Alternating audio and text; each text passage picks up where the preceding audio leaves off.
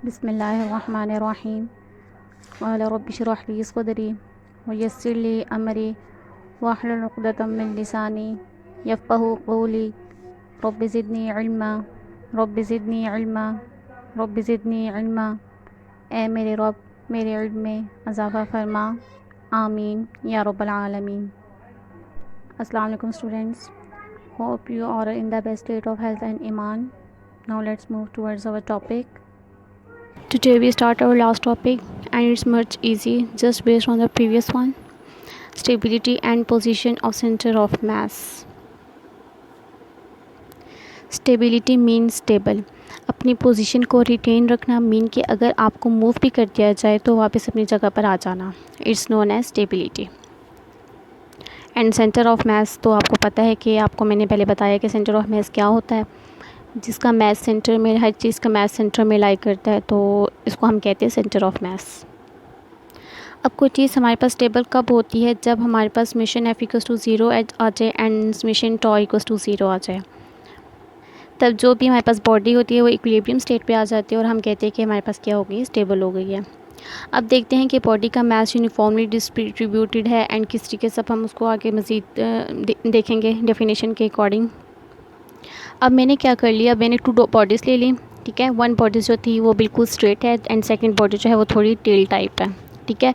One body हमारे पास, ये वाली जो बॉडी है ये यूनिफॉर्मली डिस्ट्रीब्यूटेड है, मींस कि इसका जो मास है जितना यहाँ पे है उतना ही यहाँ पे एंड सब जगह पे लाई कर रहा है।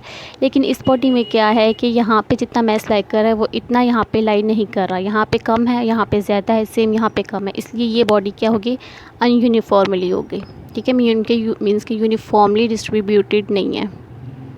अब मैं क्या करती हूँ, अब मैं ये जो ब्लॉक है, ईंट है, इसको ब्रिक वगैरह कुछ भी कह सकती हूँ इसको, अब मैं क्या करती हूँ, इसको थोड़ा सा यहाँ से ऐसे करके मैं इसको टिल्ट कर लेती हूँ। अब मैंने क्या किया, ये जो ब्रिक थी इसको मैंने थोड़ा सा ऊपर की तरफ कर दिया, मीन्स कि इसको मैंने टिल्ट कर दिया। जब मैंने इसको उठाया और जब मैंने वापस छोड़ा तो मैंने देखा कि ये वापस अपनी असली पोजीशन पे आ गई है। इसका मतलब हमने क्या कहा कि इसका ये वापस स्टेबिलिटी में अपनी पोजीशन पे आ गई है, तो इसका मतलब ये क्या हो गया है, स्टेबल हो गई है। लेकिन जब इसको मैंने अपनी बॉडी से, इसको जब मैंने थोड़ा सा डिस्टर्ब किया तो मैंने ये देखा कि ये अपनी जगह पर वापस नहीं आई, ये थोड़ी सी टेढ़ी हो गई है, ठीक है। ये क्या हो गया, थोड़ी सी टेढ़ी होगी, वापस अपनी ओरिजिनल पोजीशन पे नहीं है, इट्स मीन ये इक्विलिब्रियम पे नहीं है, ये स्टेबिलिटी में नहीं है, ठीक है। हम इसको स्टेबिलिटी की उसमें एग्जांपल में नहीं ले सकते हैं, इसको ले सकते हैं। The thing which is more important is lower point. What is lower point? अब आप लोग अक्सर जो रेसिंग कार्स होती हैं आप लोग देखते होंगे कि उनकी जो लेंथ होती है, ये आपके पास टू कार्स हैं, ठीक है। ये रेसिंग कार है एंड ये हमारे पास नॉर्मली जो कार हम यूज़ करते हैं ये वो कार है, ठीक है। अब आप रेसिंग कार्स में अक्सर देख रहे होंगे कि आपने उसकी जो लेंथ होती है, मीन्स कि वो जो ये वाली जो चीज़ होती है लेंथ होती है वो बहुत कम होती है। ये जो होती है ये आपके पास अर्थ है, मीन्स के रोड है, तो आप देखते हो कि ये कार जो है बिल्कुल आप उसकी जो लेंथ होती है इनमें बहुत कम होती है, ठीक है। मीन्स कि इसका जो सेंटर ऑफ मास है वो बिल्कुल, centre of gravity, centre of मास एक ही चीज़ है, ये दोनों हमारे पास क्या होती है, बिल्कुल इसका कॉन्टैक्ट जो होता है वो अर्थ के साथ बहुत ज़्यादा होता है, इसलिए वो हमारे पास स्मूथली, मीन्स कि जल्दी जल्दी बहुत फास्ट तेज़ सी चीज़ मूव कर रही होती है।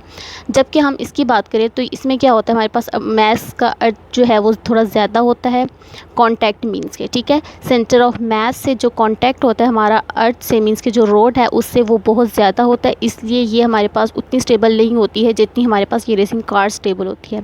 इसलिए उनकी जो लेंथ होती है वो क्या होती है, मीन्स कि वो लोअर पॉइंट पे होती है, मीन्स कि वो थोड़ी होती है, लोअर मीन्स थोड़ा होता है, उसका जो पॉइंट होता है वो हमारे पास क्या होती है, थोड़ी होती है, ठीक है।